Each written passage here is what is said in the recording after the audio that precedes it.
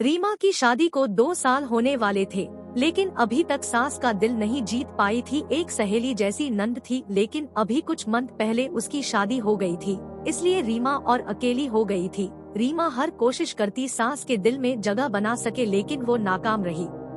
रीमा की सास उसके किसी काम में हाथ भी नहीं बटाती थी, लेकिन रीमा को अपनी सास से कोई शिकायत नहीं था, क्योंकि उसका पति अखिलेश उससे बहुत प्यार करता था और हर हाल में उसके साथ थे। अभी रीमा किचन में जा रही थी खाने की तैयारी करने, तभी अरे रीमा की सास ने रीमा को आवाज लगाई, जल्दी आ इधर। रीमा जल्दी से दौड़ती हुई आई और बोली, क्या माँ जी? अरे कल मेरी दीदी आ रही है, तेरी मासी सास 4 धाम की यात्रा पूरी करके फोन आया है, अभी अभी उनके स्वागत की तैयारी में लग जा, कल सुबह जल्दी आ जाएगी वह।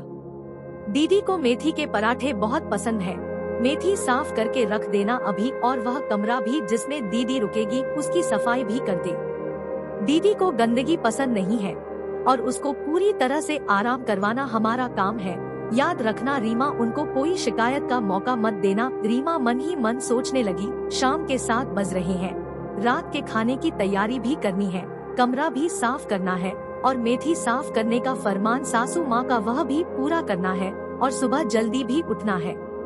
काश कोई उसकी कुछ तो मदद कर दे, पर मदद मांगे किससे? माँ और बेटा मैच देखने बैठ गए। मैच देखते हुए मेथी भी साफ कर सकते हैं, पर नहीं, खुद तो चलाकर बोलेंगे नहीं कि कोई काम है तो हमें बता दो, मैं बोलूंगी तो 2 बात और सुनने को मिलेगी, इससे अच्छा है मैं खुद ही कर लेती हूँ। यह सोचकर रीमा खुद ही सारा काम करने लगी। वैसे भी आज तक उसके पति अखिलेश ने जब भी उसकी किसी काम में मदद करनी चाहिए, माँ जी ने जोरू का गुलाम बोलकर उसका मजाक बनाया। इससे अखिलेश ने गुस्सा होकर रीमा के घर के कामों में मदद करना बिल्कुल ही बंद कर दिया। रीमा ने भी फिर कहना बंद कर दिया, उसको शांति से जीना था अखिलेश के साथ, क्योंकि वो नहीं चाहती थी घर में हर दिन कलेश हो और घर का सुकून बर्बाद हो। इसलिए लिए चुप रहने में ही भलाई है।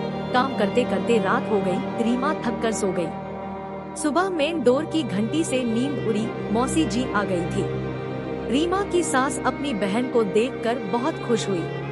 रीमा और अखिलेश ने मौसी जी के पाँव छूकर आशीर्वाद लिया।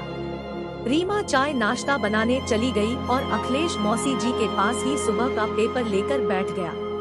रीमा की सास बोली, दीदी आपको भी शोभा की शादी में ही 4 धाम की यात्रा सूझी? अपनी इकलौती भांजी की शादी में भी आप आ नहीं सकी। नाराज है शोभा आपसे, और मैं भी, मेरा एक ही बेटी और मेरी बहन ही शादी में नहीं आ सकी। मौसी जी ने रीमा की सास को मनाते हुए कहा, अरे छोटी मान जा, माफ कर दे, क्या करती, कब से 4 धाम की यात्रा का सोच रही थी। यह सब लोगों का साथ बैठ गया तब जाना हो गया, नहीं तो वापस हमेशा की तरह मेरा यह 4 धाम की यात्रा का सपना अधूरा रह जाता। अच्छा चल छोड़, यह बता मेरी भांजी कैसी है और दामाद जी? शादी की और सारी बातें बता मुझको फुर्सत से, तभी तो सीधा तेरे पास ही आई हूँ।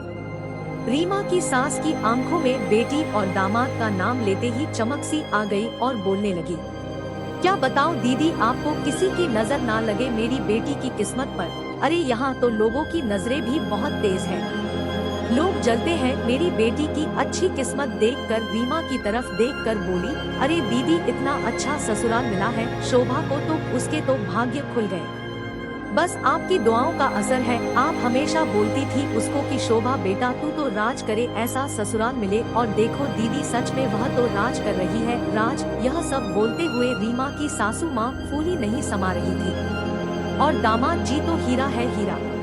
शोभा बता रही थी कि उसने अभी तक सुबह की चाय नहीं बनाई इन 7 महीनों में। दामाद जी को सुबह जल्दी उठने की आदत है, सुबह की चाय वही बनाते सबके लिए और शोभा को उसके कमरे में चाय देकर आते हैं। क्या बोलते दीदी उसको ऐसा बोलकर रीमा की सास जोर जोर से हंसने लगी। शोभा की छोटे बड़े कामों में मदद करने के लिए हर वक्त उसकी सास, उसकी ननद और दामाद जी हर वक्त तैयार रहते हैं। शोभा किचन में काम कर रही है तब दामाद जी उसको आवाज नहीं लगाते, खुद ले आते हैं अपना सामान।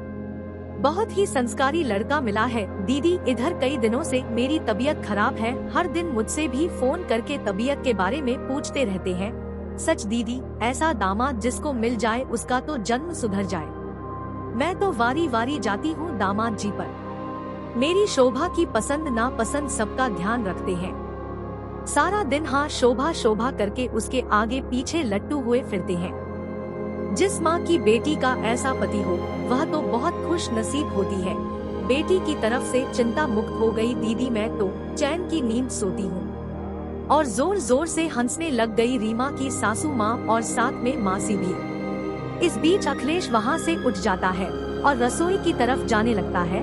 तभी माँ बीच में बोलती है, अरे तू किचन में क्या लेने जा रहा है? पेपर पढ़, आवाज लगा दे रीमा को यहाँ से चाय नाश्ता लाने के लिए। अखिलेश पीछे मुड़ता है और माँ से बोलता है, नहीं माँ, मैं आज से रीमा को बाहर बैठा हुआ आवाज नहीं लगाऊंगा, बल्कि रसोई में जाकर खुद मुझे जो चाहिए वह ले आऊंगा। छुट्टी वाले दिन जितना संभव हो उतना उसका हर काम में हाथ बटाऊंगा। आज मुझको पता चल गया आपकी बातें सुनकर, अगर पति अपनी पत्नी का किसी काम में मदद करे, हाथ बटाए, उसकी पसंद नापसंद के बारे में पूछे, प्यार और इज्जत से बात कर ले, तो वह जोरू का गुलाम नहीं होता, बल्कि ऐसे व्यवहार और प्यार से तो खुद पत्नी अपने पति की शुक्रगुजार हो जाती है। और पत्नी नहीं बल्कि उसका परिवार और उसकी माँ की तो पूरी चिंता दूर हो जाती है, जैसे आपकी चिंता दूर हो गई अखिलेश को लेकर। मुझको तो खुद पर शर्म आ रही है कि यह बात मैंने पहले क्यों नहीं सोची। काश रीमा की मम्मी भी आपके जैसे अपने दामाद के बारे में यानी मेरे बारे में किसी को इतना खुश होकर बोल सकती। पर चलो कोई बात नहीं, जब जागो तब सवेरा। आज से मुझको भी दामाद जी जैसा बनना है माँ। पीछे चाय नाश्ते की ट्रे रीमा खड़ी थी। वह अपने इस नए रूप वाले अखिलेश को देख रही थी। आंखों के कोर गीले हो चुके थे। रीमा को अखिलेश ने शरारती मुस्कान से देखा। रीमा को लगा 4 धाम की यात्रा मासी जी की पूरी हुई और फल उसको मिल गया है।